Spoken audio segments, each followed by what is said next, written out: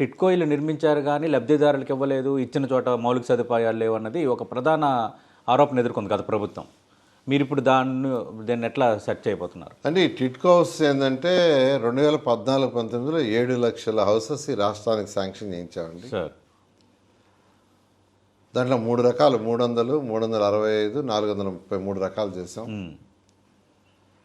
అయితే అక్కడ ఏంటంటే రాష్ట్ర ప్రభుత్వం 1.5 ల్యాక్, కేంద్ర ప్రభుత్వం 1.5 ల్యాక్, 3 ల్యాక్స్.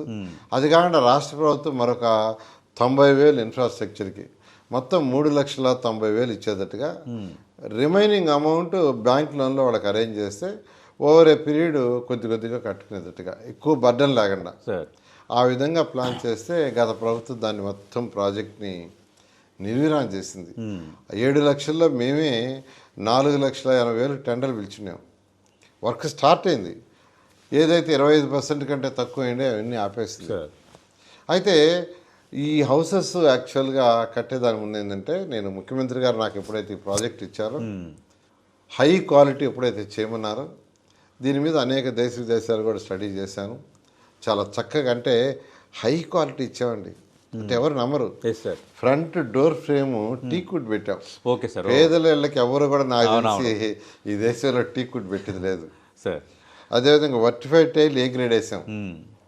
తర్వాత వాళ్ళకి కిచెన్లో బ్లాక్ గ్రానైట్ వేసాం. ర్యాక్స్, తర్వాత అటకలు అడిగారు, అటకలు వాళ్ళు ఏం అడిగితే వేసేసాం. స్టీల్ వాల్ టెక్నాలజీ జనరల్గా 4 గోడలు కట్టి స్లాబ్ వేస్తారు. గత ప్రభుత్వం 1 సెంట్లో ఇచ్చింది, 4 గోడలు కట్టి స్లాబ్ వేసింది, ఇప్పుడే పడిపోతుగా ఉన్నాయి. Shear wall technology it is a very strong technology. ఒక 100 నుంచి 200 రూపాయలు స్క్వేర్ ఫీట్కి ఎక్కువ అవుద్ది. ఆ రోజు ముఖ్యమంత్రి గారు చెప్తే ఖర్చు అయినా పర్వాలా హై క్వాలిటీ చేయమంటే చేసాం. భారతదేశంలో పేదలు నిరుపేదలకు షీర్ వాల్ టెక్నాలజీ చేసింది మనమే. మనం చేసిన తర్వాత కేంద్ర ప్రభుత్వం ఇతర రాష్ట్రాల సెక్రటరీస్ చెప్పింది, ఆంధ్రప్రదేశ్ పోయి చూసిరండి అంటే 7 రాష్ట్రాల నుంచి వచ్చి చూసిపోయారు. ఈరోజు ఈ టెక్నాలజీని వాడుతుంటే స్పెషల్ సబ్సిడీస్ ఈరోజు కేంద్ర ప్రభుత్వం ఇస్తుంది.